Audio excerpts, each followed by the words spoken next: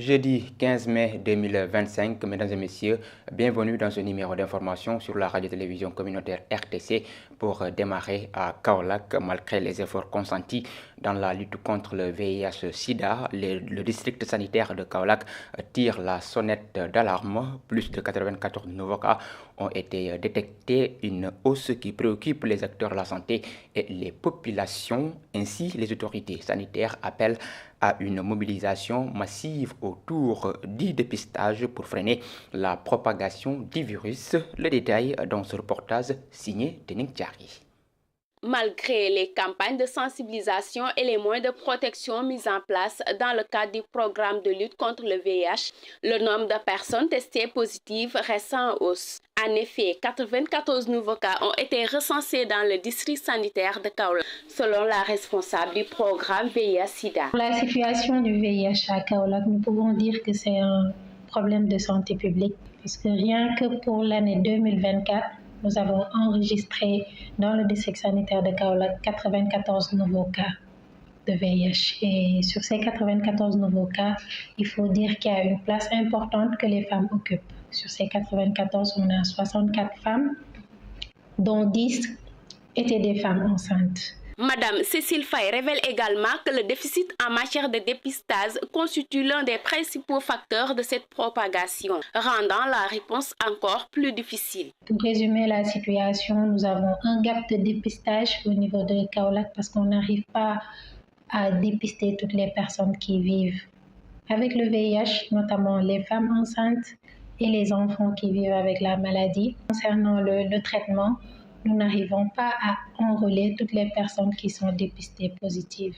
Ceux qui prennent leur traitement également, il y en a qui n'ont pas encore atteint l'objectif d'élimination de la charge virale. Face à cette situation préoccupante, le personnel de santé appuyé par les acteurs communautaires lance un appel à la population à se faire dépister massivement pour enrayer la propagation du VIH-Sida dans la région de Kaolack. Tening Diary, les professionnels du bois se plaignent au Fouladou. Les menuisiers rencontrent d'énormes difficultés pour se procurer du bois, une matière pourtant disponible dans cette région qui abrite les derniers bastions forestiers du pays. Un reportage de notre correspondant à Kolda, Abdou Diawo. Difficile période pour les professionnels du bois au Fouladou. L'accès à la principale ressource, le bois, est devenu un véritable casse-tête. Il faut être futé sans ce pour avoir un permis. Avec ce 16 ans en poste, il faut chercher un bon bûcheron qui connaît la forêt. Les menuisiers ne cessent de se plaindre. Mais aujourd'hui, la quittance vaut plus que ça coûte des centaines de milliers de francs CFA. Il y a le problème des eaux et forêts, certes, mais aussi il y a la réalité qui est là en brousse. Même si vous parvenez à avoir la quittance, on ne vous demande pas de couper un bois qui n'est pas mort. Et ce bois qui n'est pas mort là aujourd'hui, c'est un produit qui est convoité par tout le Sénégal.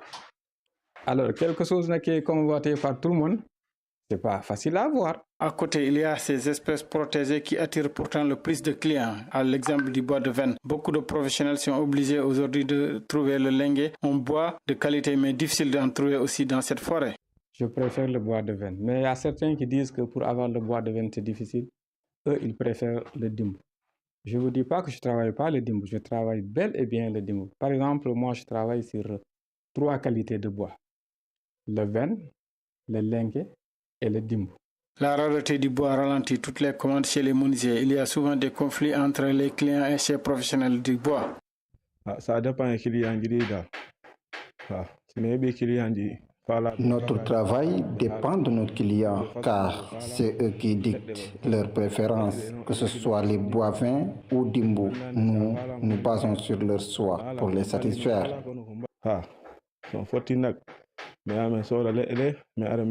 Du côté des services forestiers, on refuse encore de communiquer sur cette situation. Nos efforts sont restés vains malgré la promesse du chef de service de nous revenir. Nos micros continuent à lui être ouverts pour approfondir la question de l'accès du bois dans cette région abritant les derniers bastions forestiers du pays. Et puis de l'autre côté, à Kaffrine, les vendeurs de légumes annoncent une hausse des prix. Le kilogramme qui se vendait entre 150 et 200 francs CFA est désormais proposé entre 350 et 400 francs CFA. Une flambée qu'il attribue à plusieurs facteurs. Une situation qui pèse également sur les ménages. Fatou Sall, reportage. Les légumes constituent des aliments de base pour de nombreuses familles. Cependant, à Kaffrine, une hausse significative des prix a été constatée selon les vendeurs. Ces derniers attribuent cette flambée à plusieurs facteurs. Une hausse a été notée dans le marché à cause de la canicule. Le prix des légumes a augmenté.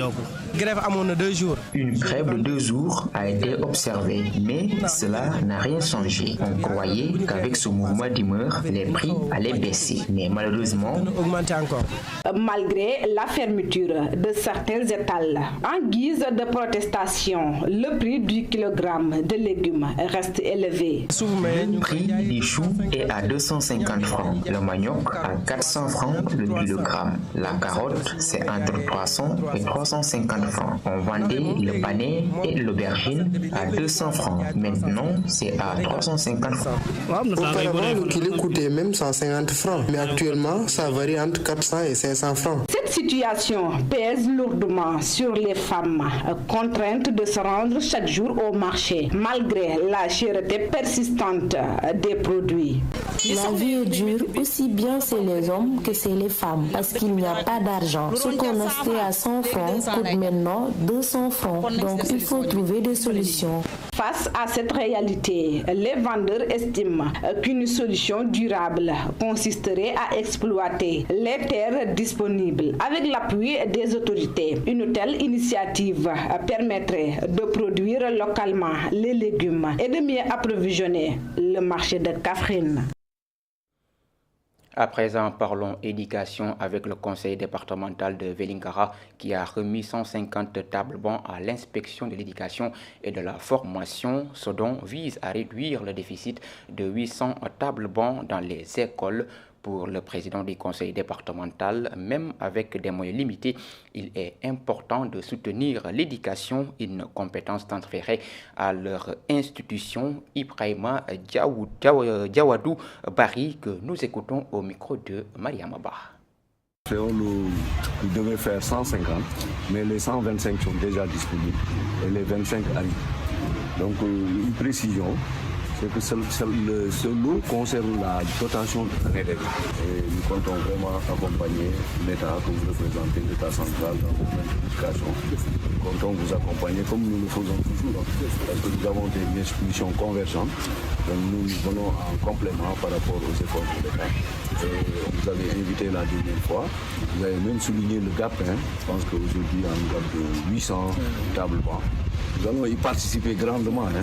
Voilà, donc soyez rassurés, monsieur l'inspecteur, que vous pouvez toujours compter sur le conseil départemental pour apporter sa contribution, en tout cas pour le rayonnement de l'éducation au niveau du département. Nous pensons déjà à la fête de l'excellence, donc ça également, nous allons participer comme d'habitude. Mais également, nous voulons également, avec votre collaboration, voir comment initier un programme également de réparation des tables bancs. Parce qu'on sait qu'il y a dans beaucoup d'établissements, il y a des tables bancs qui sont détériorées, mais qu'on pourrait récupérer. Donc on pourra utiliser des ouvriers, en tout cas des artisans locaux, pour essayer de participer à l'effort de résorption du gap.